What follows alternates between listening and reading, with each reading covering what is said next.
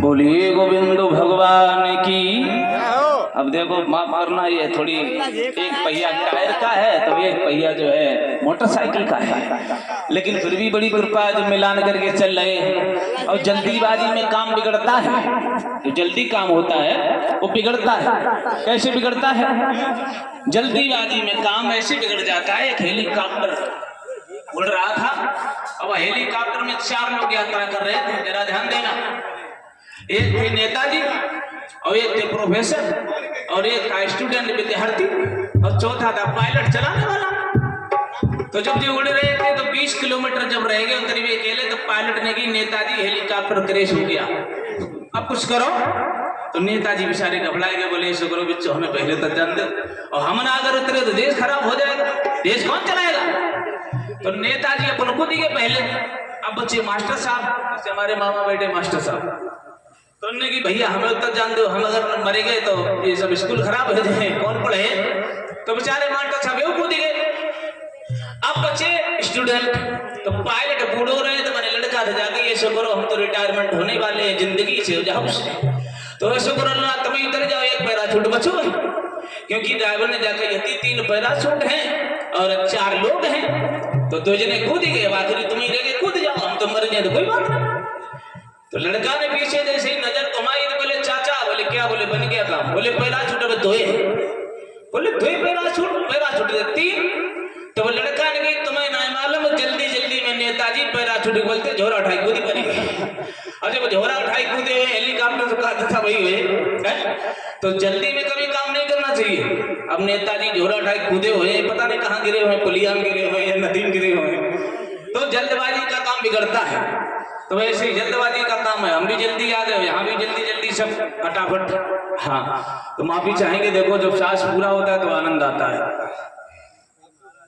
और जब अधूरा होता है तो आनंद कम आता है। तो आइए थोड़ी देर, वैसे आपके यहाँ श्रीमद देवी भागवत का आयोजन चल रहा है और हमारे आचार्य जी बड़ी सुंदर वाणी में कथा कह रहे थे, आज दिन में हम सुन भी रहे थे। और हम तो देखो कोई विद्वान नहीं है, छोटे मोटे कलाकार हैं, देहाती कलाकार हैं।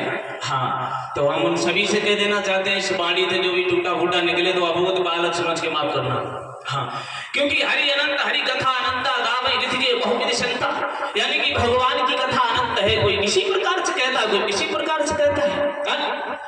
वैसे सुनने को में ये मिला था, कभी कभी लोग भेद देते हैं, भेद कैसा भेद, बोले ये कलाकार अच्छे हैं, बोले वो कलाकार अच्छे हैं, वो विद्वान है, वो विद्वान है। लेकिन हमारी समझ में सिर्फ एक बात आई प्रभु तो अनंत, प्रभु तो एक ही है ना, लेकिन प्रभु का रूप अलग अलग है। इसी प्रकार जैसे किसी गन्ने के खेत में घुस जाओ, अब गन्ना के खेत में घुस जाओ तो चाहे टेढ़ा गन्ना खाओ चाहे सीधा खाओ, लेकिन रस एक ही जैसा होता है, मीठा होता है।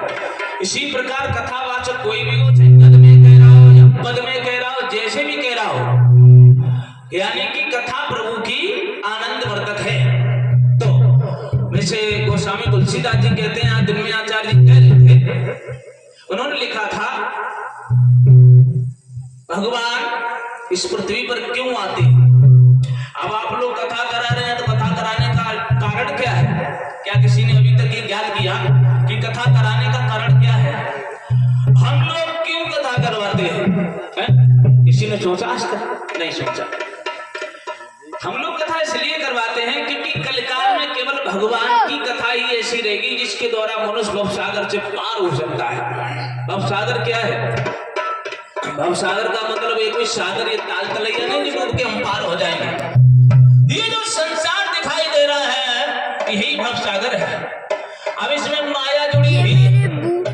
अब भगवान ने कथा को भेज दिया, क्योंकि जब भगवान